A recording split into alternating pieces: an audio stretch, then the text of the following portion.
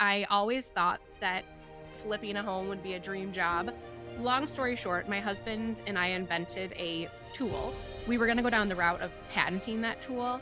My marketing background was coming up with logos, and he's doing finance and design and the handy side of it. And we had to decide if we were going to invest $15,000, $20,000 on a patent. I was listening to Bigger Pockets and other podcasts, and that's when it turned in my head. Maybe flips aren't the right thing, but maybe we just start acquiring some long-term rentals. It was just a lot to think about we were a single income household, putting all of our eggs in one basket to something risky. And I think we should consider having another stream of income before going down that path. Welcome to the Hybrid Real Estate Professional Podcast, where we dive deep into the intersection of career, family, and finances. Learn the mindsets, tips, and strategies to help you on your personal journey to build a life of abundance and purpose for you and your family. Now here's your host, Aaron Amin. Welcome back to another episode of the Hybrid Real Estate Professional Podcast. Today, I'm joined by my friend and fellow investor, Kelli Jagmin. Kelli is a mother to two beautiful young daughters, a part-time graphic designer, and alongside her husband, she is fearlessly growing her portfolio of rental properties in and around her home market in Northern Illinois. Most recently, they completed their first BRRRR strategy, buying a property at a heavy discount, completing a wide range of value-add renovations, renting it to tenants, and refinancing to pull out their investment capital. This is an often talked about strategy, but we really pull back the curtain during this interview to show you exactly how she went about it. We also talk about the pros and cons of doing work yourself, the eternal challenge of balancing money versus memories, and the value of coaching and community for real estate investors. Lots to enjoy here. Let's get into it. Welcome back to another episode of the Hybrid Real Estate Professional Podcast. Today, I'm joined by my friend and fellow investor, Kelli Jagmin. Kelli and I have gotten the pleasure of working together in a small group in one of the real estate communities we're in. And she has quite a few very cool stories about some of the recent deals she's undertaken and exited. And so I would love to get a chance to dissect your portfolio. But also before we go there, why don't you just introduce yourself to my audience in your own words, Kelli? Yeah, thanks so much for having me. I'm Kelli. I've known Aaron, maybe a year now. We've been working closely in a real estate community that we're in. I'm in Illinois, the good Midwest, and I've been investing for 3 years now. Long story short, we were at a little moment. We had to decide if we were going to go one way or another. And being a stay at home mom with two young kids, I was like, I think we need to get something passive working in the background. And I presented the idea of real estate investing to my husband. And it's been 3 years now. We have 4 properties and are working on a fifth right now. And yeah, we We love it. rewind a little bit and talk about, so before your investing journey, and I think your kids are around 6 and 8. So prior to kids, prior to real estate, what were the two of you doing professionally? And then are you still doing those things today? Yeah. So I have a marketing background. So I was doing some graphic design and marketing for some big companies, some small companies, some event planning. My husband is a finance background. So he's always been accounting, finance, the numbers guy. And funny enough, before kids, we were really into DIY projects. That's just what we love doing. We went to YouTube University. So we just were in a townhouse, wanted to start fixing that up, went to YouTube University, started doing little projects, moved on to a home. We spent 6 years renovating it before moving out of that one. And so that was good passion. We are still doing that on a smaller scale now that we have kiddos. But yes, my oldest turns 8 this week and my youngest is 6. And I did stay home when my oldest was born. I wasn't at a job that I loved or had much upward momentum, so we decided to make that change. And as it turns out, both of our daughters have special needs. So I've been home for a while because it's a busy schedule managing all that. And I've had some little side things here and there, but I'm a stay-at-home parent. My husband works full time. Again, little side graphic design things. And I started working for another real estate investor about a year and a half ago doing some graphic design, and that just spiraled to where we are today. That kind of helps feed that information. But I started looking into real estate investing about 3 years ago. Told my husband, said we need to get something going passively on the side, and I can do this while having our family at home and being flexible. And he thankfully was on board to go down That's that route with awesome. me. Yeah. So you had the bug in your head. Hey, let's create an extra income stream. You had a unique situation at home where it required more of your time and more of your energy to be there for your kids. And but you still, of course, needed to make ends meet and figure out how your guys' household finances were going to work. So there's probably 1,000 different things you could have started on the side to generate that extra income. How did you land on real estate?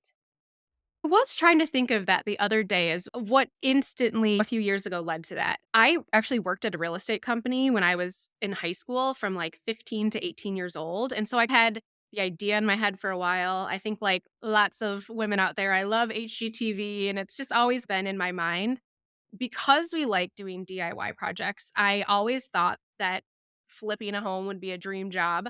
And it was a few years ago. Like I said, we were kind of at a little crossroads. Long story short, my husband and I invented a tool, and we were going to, of course, in the DIY space, we were going to go down the route of patenting that tool. And we were working with an attorney. And again, my marketing background was coming up with logos, and he's doing finance and design and the handy side of it. And we had to decide if we were going to invest 15, $20,000 on a patent and then go down the route of marketing a brand new product to the entire world, I knew would just take so much money. And it was a point of, okay, we can go down this path and it may work out, it may not, and we could sink a lot of money in to see if it works or not. And I love the product, I believe in it, but it's also really risky. And again, that little bug of real estate was still in my mind, and I started doing some research. I was driving my daughter like 45 minutes each way, multiple days a week. And I just jumped on. I was listening to Bigger Pockets and other podcasts and started listening. And that's when it turned to also in my head, maybe flips aren't the right thing, but maybe we just start acquiring some long term rentals and that would give us passive income. We're in our 30s. So when they're paid off in 30 years or sooner, that's the perfect time. And so that just was in my head as if we went down that path, yeah, it's also you can look at it as risky, but worst case scenario, you sell a property and you at least get something back. If we go down the path of this patent and it doesn't go as we would intend, we're not getting any money back. It was just a lot to think about putting we were a single income household, putting all of our eggs in one basket to something risky. And I said, I think we should consider having another stream of income before going down that path. And so that's when I presented the idea of real estate to my husband and didn't know how it would go, but Here he we was go. I've on known you board. for a year. I've never heard that story. It's so interesting, but it's a good way to encapsulate just how the calculation changes of what type of risk you want to take on when you have kids. It's a Yes.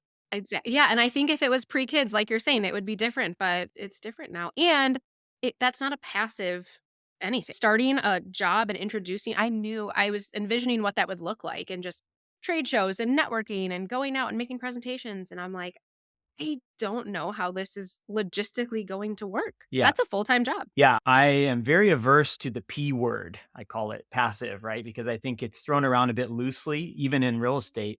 And real estate is more passive than most, but it's still not passive, especially if you're doing something like flipping or doing a BRRR, or if you're even in a posture where you're buying one or two deals a year.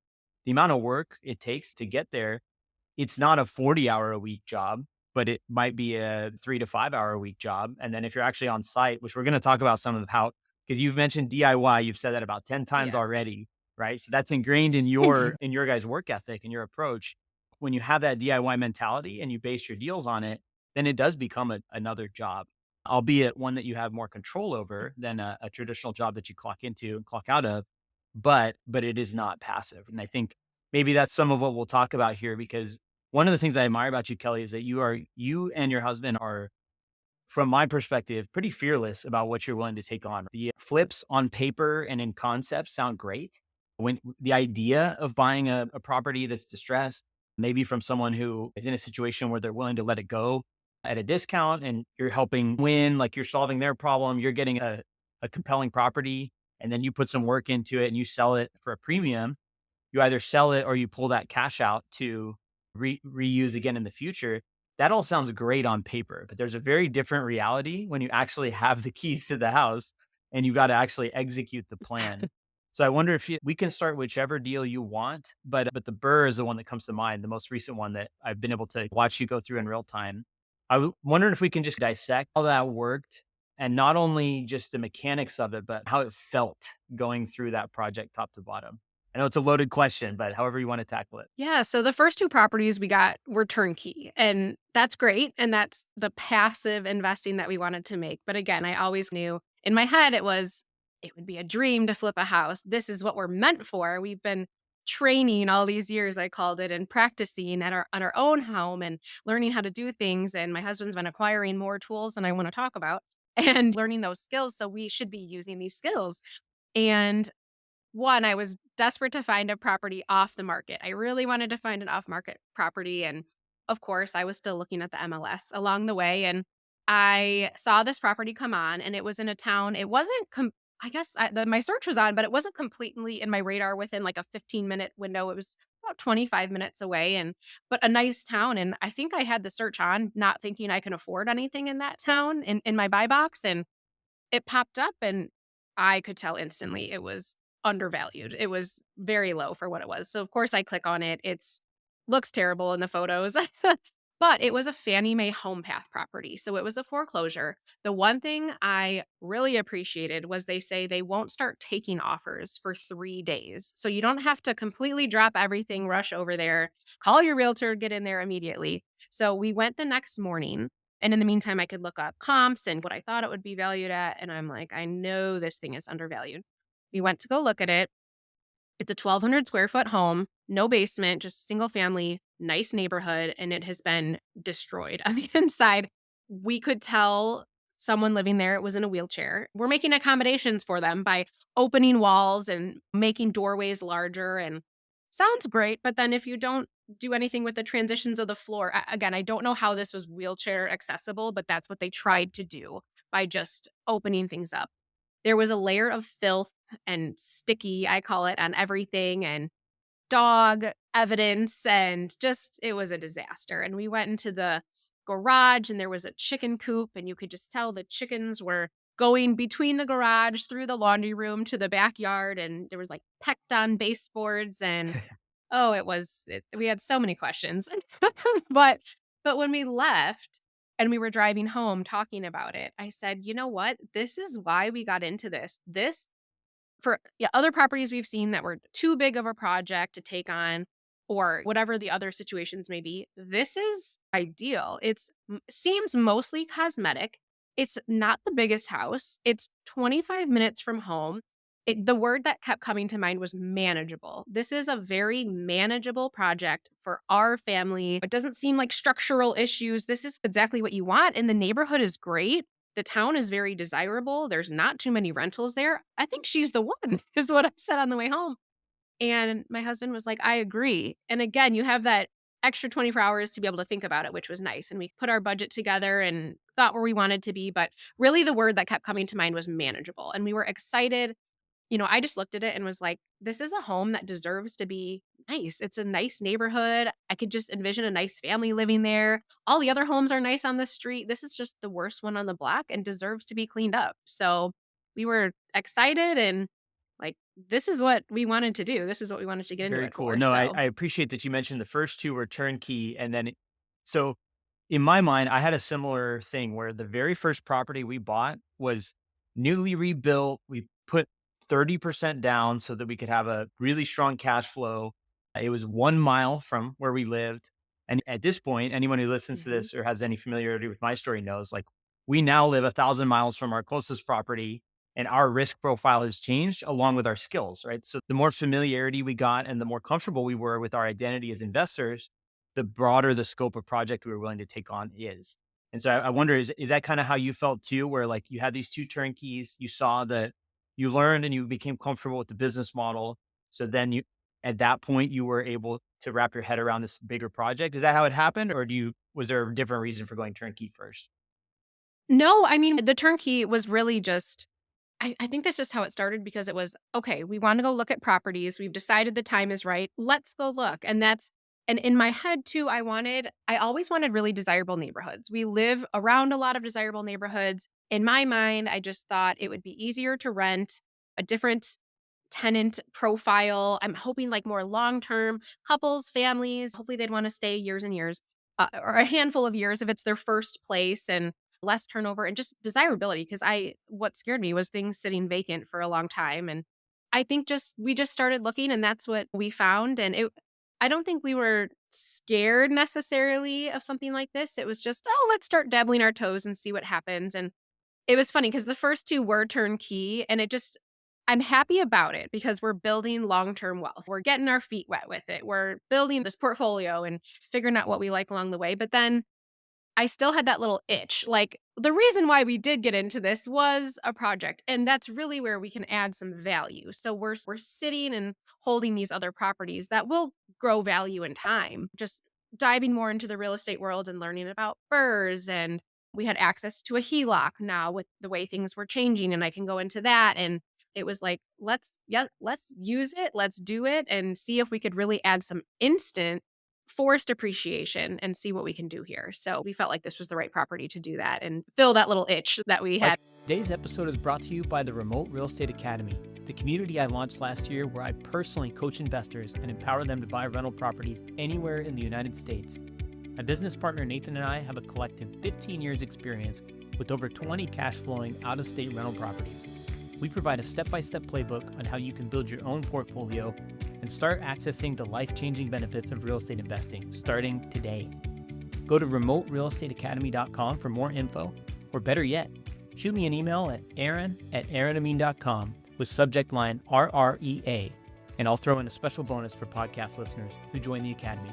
Now let's get to the show. When I think about you and your approach, as I've seen it over the time I've known you, there's an element of fearlessness, right? It's we can do this. You lay it all out on the table. You and your husband have different skills.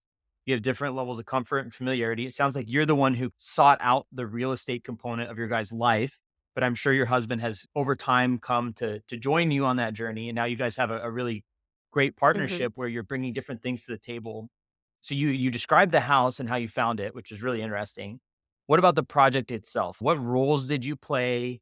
You can touch on the HELOC and how you financed it to whatever extent you're comfortable sharing that. But run us through the life cycle of that project. Yeah, so like I said, we first went to look, you could tell there was chickens, there was dogs, it was filthy, and it was winterized, being a foreclosure, and we went to the inspection, and they did say this was just the tip of the iceberg. We went to the inspection, of course, we wanted to know what we were actually getting into beyond what we could see, and the village, it was Fannie Mae Home Path said they were willing to turn the water back on if you wanted to test things, call the village. The village said they'd come out, they knew when our inspection was. We're standing there in the middle of the house during the inspection, we get a call right then from the village, and they say, "Yeah, we can't come turn the water back on." The reason why the water was turned off in that house is because there's a break somewhere between the line going into the house and where it hooks up in the street, and it was a leak. There was a leak, and neighbors reported it once the house was vacant, and we came and shut it off. So we can't turn it on until you've confirmed that it's fixed. And I said, "Okay, so you don't know where the break is?" They said, "No." So I'm like, "Oh, what are we getting ourselves into?" Like, we're standing here in the inspection, finding out the first big surprise unknown. Then during the inspection, they said we could tell a lot of things visually, and some things didn't matter to us. "Oh, this appliance doesn't work. That appliance doesn't work." That's fine. They're 20 years old and they're coming out anyway. We knew that. But they also found a lot of mold in the attic, and all the soffits were destroyed by animals. And the mold and the water were the biggest question mark. And they were not anywhere near in our budget. Everything else was in our budget, and drywall's fine, appliances fine. That's already planned for. And that was a Friday that the inspection was, and we had to let them know by end of day Monday if we were gonna back out or not, and the deal was supposed to close on Thursday. So we had a very small window to figure it out, and we tried to make a few calls, and we were Googling that weekend because we've never dealt with mold remediation. I'm allergic to mold, I'm not gonna be doing that myself. And then the water, it was like, who knows where this water break is? We could have to dig up the entire yard, we could have to bring who knows what that's gonna cost. Nothing else was too surprising or too scary, but those were things that doing a little bit of research could cost up to $25,000, really, we had no idea. So, that Monday came along, and my husband was very unsettled about it. We reached out, and being Fannie Mae, there's not really much negotiation, it's just, "Are you in or are you out?" So we said, "We do need to cancel our contract. We're not comfortable at this price point." I should mention our offer was $30,000 over asking because we knew that it was completely undervalued and there was a lot of competition. So we were 30,000 over. We came back and said, "We don't feel comfortable buying it at this price point. We are still interested in the house and we can still close on Thursday if you're willing to take a different price point and redo the contract. And they said, I thought they'd say, see you later. We had 12 other offers. We'll never talk to you again. They said, what's your counter? And we came in at $20,000 lower than we had offered. And they said, if you meet us at 10, right in the middle, we can still close on Thursday and you have a deal. And we said, okay, deal. So at least we saved $10,000 to take on some of this risk that we had, but we had no idea what it was going to cost, but that felt a little better. So we move along. We get the keys, like you said, that's scary. Oh God, now this is our problem and we have to make it better or we're in trouble. It was thankfully we had a lot of friends willing to help with demo. We had a dumpster in there. We are really good at managing the projects and I do a lot of research and quoting and sourcing and my husband's like the manual labor. He's really good at that and I go in, I'm like the painter and cleaner and help assist where I can. But he really does have the skill set to do it. But he still has a 9 to 5. So it was lots of late nights, long weekend days. It took 9 weeks to clean it up. So it was a lot. Pretty much everything went according to plan. We found lots more animals than we thought with a house sitting vacant for 6 months. There was a possum living under the shed. There was families of squirrels in the attic and other animals we found inside. One of the biggest surprises was we found out that the chicken coop in the garage was not a chicken coop. Once the garage was finally opened, since it was padlocked shut before that, the mailman actually came by one day and my husband was doing something in the garage, maybe painting or finishing something up. And the mailman said, wow, I've never seen the garage open before. My husband's, yeah, they had like a chicken coop or something in here. He goes, oh, no, that wasn't a chicken coop. What now? He said they had a pet raccoon. We were like, a what? A pet raccoon. He's, "Oh, yeah, his name was whatever. They've had him for 9 years, and he would just run around the house." I think they let him run around in the attic too to get his energy out. We were like, "Hold on." So, I thought that was a chicken coop. It was built very substantial, so this makes a little bit more sense now, but you're telling me what I thought was dog evidence and dog hair throughout the rest of the house. I feel like I need 10 more showers. I just found out I've been cleaning up raccoon hair and fur everywhere and oh, so that was a bit of a surprise. So yes, the chicken house, as we called it, became the raccoon house. But yeah, the two initial issues that we had, the water and the mold that we were terrified could cost up to $25,000 and potentially needing a new roof. That was a little bit with the mold. We didn't know how far that went. Ended up just thankfully networking with people. A family in my daughter's class who I met on a field trip owns a local franchise of a mold remediation company. And he came out and we became friendly in the meantime with school events and class birthday parties. And he said, I'll take care of you. I'm just going to charge you time and materials. And they came by and remediated the mold in the attic and it cost $400.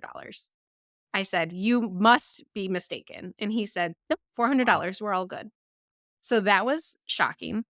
And then the water, my husband and dad actually figured it out. Thankfully, it wasn't very far into the ground or anything like that. There was a nail sitting in the water line right in the utility room. They pulled the nail out, repaired that part of the pipe, and it was nearly free, just their time and energy. Thankfully, we saved $10,000, but thankfully that was just lucky. Those problems were not as extensive as we thought it could be and as costly as we thought it could be. And the rest was the cleaning and the fixing and the Yeah, rest thank you for went sharing okay. all those details. It's funny because Kelly and I were in a group together, right? So we would get the weekly updates throughout, and I saw Oof. some of this happen in real time. But it's fun to hear you describe it top to bottom. But I think a couple important takeaways there, right, is you guys did a great job with the negotiation. You guys got to the point where you had the keys in hand, but there are these big issues like right from day one, right? So even though this project went really well and it went according to your plan, and I want to talk about the results in a second, but things went as they should, but that doesn't take away those moments of, oh my God, we got to figure this out. This is a big problem and it could go one of two ways, right? It could be that $400 bill or it could be Mhm. $5,000 and you're just bracing for impact. And those are stressful moments. Not only is it your money on the line, but it's the feeling and knowing that, hey, this project could last a few months and then at the end we got to sell it. Those are, I think, harder feelings to grapple with than people sometimes give credit for when they're thinking about whether to take something like this on. And just as an example, right? Like I have 3 kids, all under the age 3. We just are in the process of our first flip. It's out of state. We have someone else managing all the day-to-day details. And even that, even though we're not the ones there managing people, it's still stressful because of all the unknowns you have to Mhm. navigate. And I will actually record a episode later on our experience with the flip, but it's just one of those things to consider when you're trying to build a business to support and enable the lifestyle that you want to live, to where it's like, hey, is this what we want to be doing? And can we handle that kind of stress given everything else going on in life? So before we pivot over to the kind of feelings and lifestyle design portion, because I know you have a lot to say about that, let's just put an end cap on the birth. What was the exit like? What did it go how you wanted it to? And what was like your number one takeaway from that project?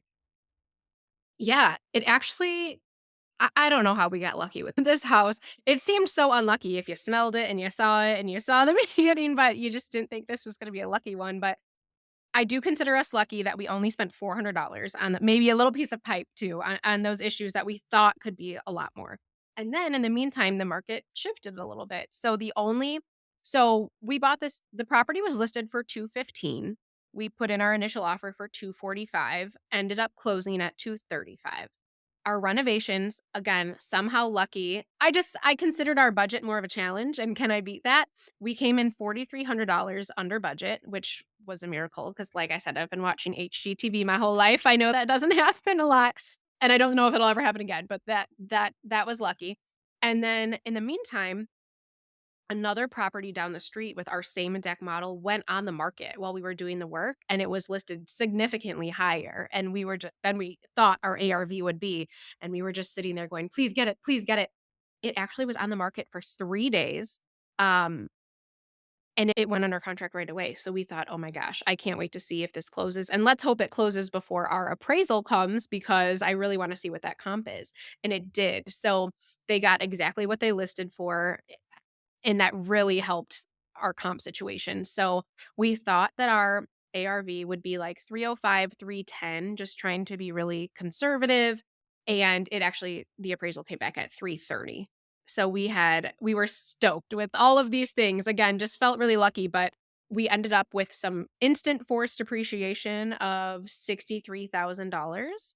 Now there was about $5,000 to carry that on our HELOC that we ended up, but we got our HELOC money back. We got our refi back, paid off our HELOC, then paid off a lot of the renovations. We ended up in the deal about $35,000. But to me, that was still a great if we had to buy that property at its current day value, we would have a lot more into the deal, doing like a 20, 25, 30% down deal. So I considered that a win. We got tenants in there right away. We found really good tenants who were ready to move because they were relocating and were ready to go. They seemed great and job potential. They could be here like 4 or 5 years based on their situation. And the rents also went up in the meantime as well. So was more a couple $100 more than we thought we would get as well. So this property, like I said, I don't know how we got so lucky. I don't know if that'll happen ever again, but the market changed while we were working on it for the better for us, and it ended up with a pretty little bow on it, but we've got some great tenants in there. So our monthly payment and again, this is with 8% interest, so we figured if it works now, hopefully we can refi later. We pay about a little over 2,100 a month, and the tenants pay 2,750 a month. It ended with the forced depreciation and the monthly cash flow, we are very happy with how this property turned out, and just it's a desirable neighborhood. We hope we won't have tenants find hopefully we won't have issues finding tenants in the Yeah, that's future either. amazing to have that kind of gross cash flow after a refi. Usually people exit Yeah. BRRRRs with much thinner cash flow than that, depending on the circumstances. So Yeah. you mentioned the word luck a few times. And yes, it sounds like some things broke in your favor, but at the same time, you were also really careful and methodical about how you budgeted. You were resourceful in the way you negotiated. So I say, yeah, maybe there's an element of luck, but don't sell your own involvement short in it for getting that result. So with that, We call yes. ourselves Well, scrappy that shoppers. DIY mentality is embedded in the core of how you guys operate, and as a result, you were not afraid to take this on and figure it out, and obviously, you earned the result that you got. But so let's talk about so that was your first project of that nature. What did that then compel you to do as far as, like, how you approach the coming years and the round of deals that you wanna go after? Yeah, so what one, I know you saw me say, "We're gonna take the summer off now." So, I will say we do really love that forced appreciation, that there's, like, an instant payoff we didn't have to wait 30 years for. Our other properties, like I said, the turnkey ones, for us, aren't as much fun. It's those boring properties, but they're sitting there, they are appreciating as well. I'm happy with that. But this was just, like, very exciting because you got some instant payoff. It's like an instant pat on the back, you did a good job, you have that instant equity, and just it's in your pocket and it's only gonna grow from there, and we do plan to sit and hold it for a while. It's a great size, great town rental, and we're very happy with it. Lo and behold, I said we were gonna take the summer off and rest because that really was a lot of time and energy, and we were exhausted but energized because you get that payoff in the end, and I said, "You know what? These are the type of deals we should be doing. We have the skill set. That forced appreciation is awesome, and let's keep looking for something like that." And we stumbled upon a property we're actually flipping right now. Now, my husband is so upset. He really wants to keep it. He loves the house. I said, "No, this is not our buy box. It's a big house. It's all cosmetic. There was like a 92-year-old woman living in it, not taking the best care of it. This is only like 20, 25 years old. So it's just dated and needs to be cleaned up and move along. But it's too big for something. I just love that little 1,200 square foot home. All of our other properties are just smaller. One's a duplex and then two single family homes, but they're all just that kind of starter size property. So this was not that. We are flipping a large family home. We may have gone into it a little quickly. You saw I said I was gonna take the summer off, and that did not happen. I think when you're in this if you look at the MLS, you're gonna find some things. If you look at your emails, it's just you're gonna find some deal. But we are flipping a house right now, and we've talked about there's just this element of it's time versus money, the energy. We're at a place where we have young kids, so it is a lot to take on these projects when you are doing it yourselves, and this flip is large. It's a lot of house. We are capable, but it would be that much easier if it wasn't a side hustle and it was our full-time job. So right now we're grappling with, "Oh my gosh, this was a huge project to take on." We're happy to be doing it. It's just a lot when you have other jobs and young kids and they can't come help. They're not at the age to come help, and we've tried a few times to have, "Come on, kids, let's go over there. You guys can help paint or you could play with something or do something." My oldest hates the sound of power tools. My youngest wants to paint things she shouldn't paint. I'm like, "Okay, this is terrifying." Yeah, you cannot help at this point, but maybe someday they'll help. But we're working on that flip right now. So we're excited to have the other opportunities to have that kind of forced instant appreciation. I don't know, we have to figure out now how many renovation projects we can take on versus do we want more turnkey properties in the future? Because those were pretty easy to just flip right onto the market, but these are more Yeah, you've exciting, got a I feel wide like. spectrum. You got everything from a very large scope do it yourself flip to a turnkey property. And there's some middle ground. There's stuff in between. It could be something that requires just five to $10,000 of touch up, and maybe you can improve the rents. And Yeah. there's different ways to get additional value out of properties than buying something completely turnkey or a gut flip. But yeah, finding the one or two strategies that work within your lifestyle, that's the trick, right? And that's, I think you and I both have young kids. This probably is, there's a unique challenge around trying to figure out what you want your business to look like long term. And some of it at the beginning phases when I would like to think that you and I both still have quite a long way to go with our journeys. We're around the same age. But when you pace out that journey based on the goals you're trying to hit financially, sometimes it feels like, oh no, if we take on more now, it'll help us in the future. But then you end up in these situations sometimes where it's overwhelming and it takes away from the current moment.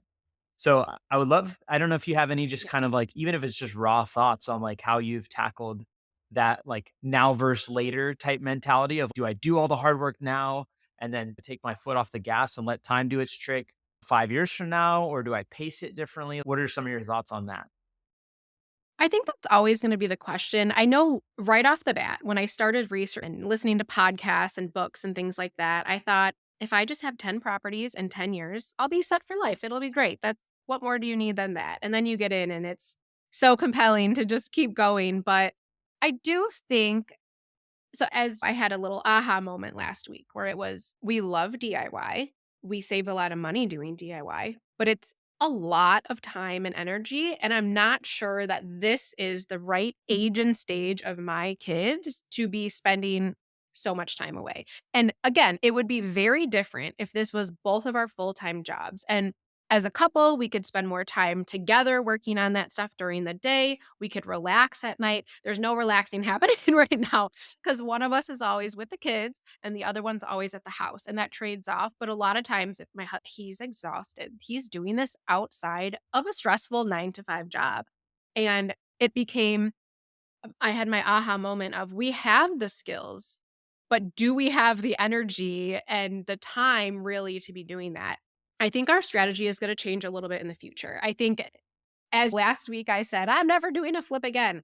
I love it, but it's a lot of time. And between you and someone else in the group who are asking the right questions at the right time, you guys said, why you caught me and said, are you really saying you're never going to do this again? And we all know that's a lie, right? That's never. It is, I do like it. So it's a passion. So it was almost sad to say, I'm never doing this again. But then someone else said, "Why are you doing this yourself? You can flip without doing it yourself." And at the same time, I listened to another podcast that was talking about here's all these elements of real estate. There's the parts you like and are good at, but then what do you want to be doing? What do you want to be spending your time doing? And I really sat back and just thought, why did we get into this? Again, this isn't this big depressing I love real estate. That's why I've been working in real estate since I was 15, watching the shows. I love houses and I want them to be pretty and fixed up and all that. But the DIY part is the exhausting part. And we don't have to be the ones to do that element of it. We got into this to be a passive or passive enough wealth building play. And this is nowhere near passive right now. If we're there 5 hours every weekday, 16 hours every weekend, the the mom guilt in me is you're missing time with your kids. And we tell ourselves it's hard because we tell ourselves we're doing this for them. We're doing this for our future and for their future. And like I said, both our kids have special needs. Our LLC that we have is like dedicated to and named after our children having special needs. And we hope to build a legacy for them. So it's also hard to pump the brakes on a little bit and dial that in or figure out what's best. But at the end of the day, it is for our family's wealth, our children's future. If if this is their future job, we'd be thrilled to have left that for them as a legacy. And if they don't want to take it over, all right, so be it. This will be our retirement plan. But it is hard. And we've talked about, I always go back to it's money versus memories in so many aspects of life. Do you want to make money or do you want to make memories? And it's the hardest balance to figure out. So I will never say that I regret any of the projects that we've taken on. Again, the one we're working on now is a little big and overwhelming, but it's nearing the end. And I think we'll think a little bit differently about our strategy, or maybe we have to just pace ourselves a little bit differently.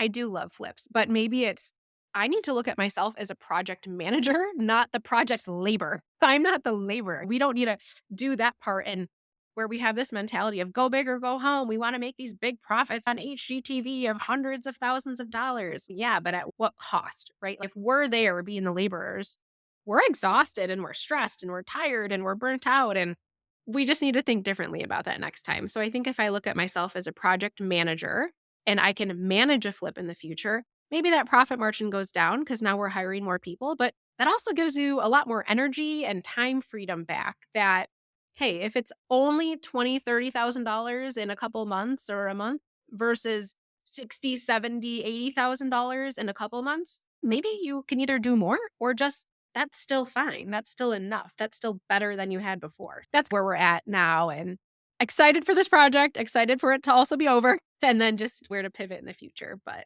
I do having a portfolio of long term rentals that will, like you said, sit back and let time do its thing on those because we're Yeah, young no, I enough to love do. it. I think honestly, that's the most important part of the conversation is I love your framework, the money versus memories. But I also really like that you guys are earning all these, you call them aha moments, right? Like that moment may never have come if you didn't take this project on. And sometimes you have to learn things through experience of, hey, I don't necessarily like the way this feels in this moment that my husband and I are both feeling strained and exhausted. And the word cost, I think people sometimes oversimplify that and they only think about the money. When you have kids, and even if you don't have kids, like there is an emotional, a physical, there is a toll that taking on intense projects with high risk has on you that is measured beyond just Mhm. financial. And when you put that all together into the big picture of your Absolutely. life, that's when taking a step back to ask, like, why are we doing this in the first place? What are we trying to accomplish? I don't think you can overdo that question. I really don't. Obviously, at some point, you have to break away from the why and go get to work and actually do the work, but you still recalibrating after you get past a big project and trying to see, okay, what's the next right step? It's okay if it evolves. And for you guys, it has. You started with 2 turnkey properties, Yep. then you took on this BRRR. You learned a, master's degree worth of education by taking that project on. You got a great result. And now you probably have a ton more confidence as to what you can take on, but you do outgrow your own capacity at some point. Like we only have so much time. Mhm. And it sounds like you also have other things you want to do that mean a lot to you around your kids and the legacy and potentially philanthropy and finding ways to give back to that community. And those things, it'll be hard to come by the time if you continue to occupy it with these more cumbersome projects. So I just think the education, the educational value, not only of how to do the thing, the skills of running those projects, but also about how you want your life to look. That's a dual benefit of having gone through it the way that you have, even when it feels tough. And the other thing that I was thinking while you're talking is there are those moments where you're so capped out and so stressed during a project. But you also have to ask yourself, like 3 to 5 years from now, will I remember that? Or if the exit goes well and we make it out in one piece and we learn some lessons and we apply it forward, like, will you view it as a win in the long run? Chances are probably yes. It's just really hard in that moment of stress and exhaustion to feel that way because the feeling is so prevalent in the moment. So I think that this whole episode is a really Mhm. important lesson to people who are looking at more complex projects that have a lot higher upside and maybe they have higher risk, but it's a skill that can be learned. But then really thinking about the overall cost of the project, not just what it looks like on a spreadsheet when you buy it and exit. So I don't know. That's what I take away. Do you have anything to add to that? No, I completely agree, and it's funny because, like I said, I've had to pitch things to my husband in the past. Again, he's the money guy. He's we can do it, but he is exhausted, and you can just tell. And he's got a W-2 job. He's got a 9 to 5 job that he's doing in the meantime. There's been a few things I've try to project coming and again, having this aha moment. One, I had to present to him, "Hey, by the way, I had this aha moment. Do you agree with my aha moment? Do you think like, how are you feeling about this in the future and whatnot?" And I actually insisted I woke up, had my aha moment last week, and I told him, and I said, "I hope you feel like this is as big of a deal, but I think we need to look at ourselves as project managers, not project laborers, and by the way, I am hiring out landscaping and flooring." And he's, "I need to look at the budget." I said, "No, it's a non-negotiable. You need to take a break because it is money versus memory and time versus money. If you do this, you're already exhausted. So I think you're going to move a little slower than you even think. If I can bring someone in to install these floors in a day, that's not just saving you a day, that's saving you days and exhaustion. And there's plenty more things we have to finish and be working on. And I'm going to bring in landscaping help. And again, with him being the money guy, he knows, like, to the cent, the carrying cost of the house, right? So he goes, "If I can let's say a day costs $150 to carry a house." If you're gonna go pay $5,000 to have something done, but I could get it done in a week, look how far ahead we are." I said, "No, you're taking a break on. I'm insisting on it. You are exhausted. We're bringing in some help. Let's get this thing done. Signed, sealed, delivered, put a bow on it, wrap it up. Let's go."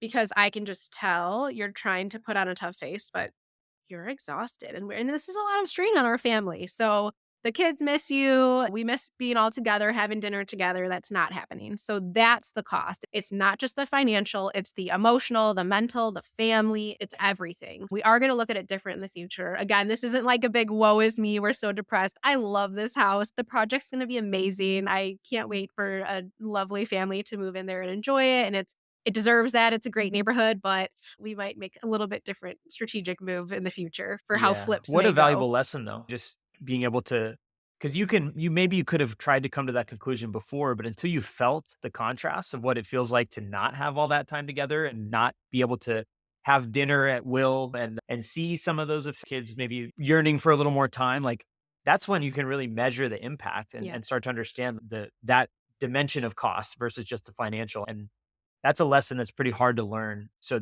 again, the value of that lesson over the long term of your life, immeasurable. Right. Yes. Awesome. Well, And I think we'll remember that making decisions in the future too. I'm just envisioning like when we saw the Burr house, the raccoon house, and it was like, yeah, let's do it, let's go. I think we'll just take an extra second in the future of what's the real impact or how much time will this take? How can we really, we'll just make decisions a little bit differently, what to take on and what absolutely. not to. One more topic I want to touch on before we wrap up is the role that coaching, mentorship, communities have played in your journey. I know we're both part of the same community. We have a mutual mentor, Chad Carson, who's well known in our little niche of rental property investing. Amazing person, very generous with his knowledge, and just a great teacher, but not just a teacher, a coach too. So, like, some of the distinction between what a coach is and a teacher, and also what role he's played for you, and then how you perceive community in your journey. I'd love for you to just riff on that for a minute. Yeah. So, like I said, I started doing research. I was listening to Bigger Pockets a few years back when I was thinking about real estate investing. And I was only, I don't know, this is also serendipitous. I got to put into words now. One of the first few episodes I listened to, Coach Carson came on and did an interview. And I do remember in the first 7, 12 episodes I listened to, let's say, and I found myself buying his book. And I was like, you sucker, you fell into the podcast, you sucker. So I read his book and I loved it. And I left it for my husband. I made him I was like, read this. You need to think about this. His first book, The Retire Early with Real Estate. And then so I started following him on social media. And it was funny because I was at a point where I was like, I'm gonna avoid social media a little bit, not on there as much, and just really selective when I was going on. And I was just waiting for the bus for my kids to come home on the bus one day. And I turned it on and right there front and center, he posted, "Hey, I'm looking for someone to do graphic design, like maybe 5, 10 hours a week, nothing too crazy, but just like my YouTube thumbnails and like help with website stuff and this and that." And if I wanted to start with people in my own community, so, if you can apply, here's like a Google form. And I looked and he'd only posted it 2 hours before, and it was only in his stories. So I knew it wasn't going to be there that long. And I thought, that might be, like, a really beneficial like, 1, I would love 5, 10 hours a week, that'd be great. Now I can do something and have a little side money or contribute to something just it's not gonna be life-changing here, but little something to do in a space that I already love, real estate investing. So, I applied. It did turn out I was the first one to apply, so thank God, because I don't know if I would've been hired otherwise. I think he said he had 17 people apply. When it's the first one, everyone kinda compares after that. So I consider myself, again, lucky to have been the first one, but it was hilarious. It was like, "Link to your portfolio." I'm like, "I don't have a portfolio. I'm just telling you I can do this. I don't have another job. Nothing official. I do graphic design. Here's some samples, but I've heard you on Bigger Pocket. I've read your book. I'm getting into real estate investing. I have one investment property now, and I think this would be a really good fit." And from there, it just grew. He needed some social media help and other things like logistics behind the scenes, and it's just evolved. But I consider myself so lucky because I'm doing something. It's not just some random company that I don't really have a lot in common with. It's like also something that I'm working on. So I'm also fortunate enough just to have access to him and just see if I need to run a quick question by, hey, I'm thinking about doing this with one of my properties. He does share that knowledge and answer. And I'm just fortunate that I get to see behind the scenes and help, and I feel like I have an impact in our community. I've seen him go from this concept of a community to building it to now like what it means to him and to me and to you and just meeting all these awesome people and working together. And it was literally on our call last week that you guys saw my aha moment. I had to sleep on it, but you know me well enough to say, "Are you really never going to do this again?" Then someone else in the community, "Are you sure there's not another way you can do this?" And I slept on it and I woke up my aha moment about our life, but then again, just like the appreciation for these communities and coaching, and it's so valuable. And just you're like building meaningful relationships, even though we're all virtual and hopefully we'll all get together in person at some point. But it's just awesome to have a community of people that care about you and support you and know you well enough to make just a few properly placed questions, things to think about, and it like changes your whole trajectory, Yeah, really. So you're a great coach, though. You ask very good questions and you're super patient. So thank you for doing that this means a too. lot, and it's such a cool opportunity to be involved in Chad's group. I'm a member. I view Chad as a mentor of mine. I'm grateful for the opportunity to have connected with him and built a relationship with him, and I know what a valuable role you play in supporting his community, and I learn a lot just by being part of it. And yeah, I view peer networks like the group we're in together, coupled with having a mentor who has done a lot of what you're trying to do. That's a powerful combo. And I don't see myself ever going without that type of infrastructure in the rest of my journey. Because I spent the first few years, my parents are real estate investors. So I had the benefit of at least having their knowledge, but they were never part of these type of communities and groups. And I spent the first few years where they were my only other investors that I knew. And I've seen the contrast of having all these extra perspectives and mentors and people who have taken time to create courses and like really document what they've learned from their journey and make it readily available to other people. There's so much information available online, but when you have people to help you implement it, I think it makes all the difference. Yeah, couldn't end the interview without touching on that and at Yes. least sharing what impact I know that it's had on you and me as well. Yeah, and it's one of those that, and when he first started it too and said, "Oh, there's gonna be 300 members," and I'm thinking, "Okay, if someone are you gonna have the capacity for this?" Is what my thinking. I know some have tens of thousands of members with the goal of, like, really getting to know people and interact, but and I am I thinking logistically, of course, the logistics behind the scenes, are you gonna have the capacity? What if 2 people a day wanna have a call with you? What if that's a lot of time? But really it's evolved into it's not just him, it's not just your he's fantastic as a coach, but then we're also leaning on each other for advice, and there's some people in the group you have a little bit more or different experience than, and some you have less than, and we're all just everyone's just so willing to share and just seeing people, "Oh, you wanna know about that? Hold on, let me pop on a Zoom and I'll introduce you to that, or I'll show you that." People are just so willing to help, and that's what I've seen with real estate too. If you just let people know what you're doing or what your thoughts are, people's natural inclination is to help.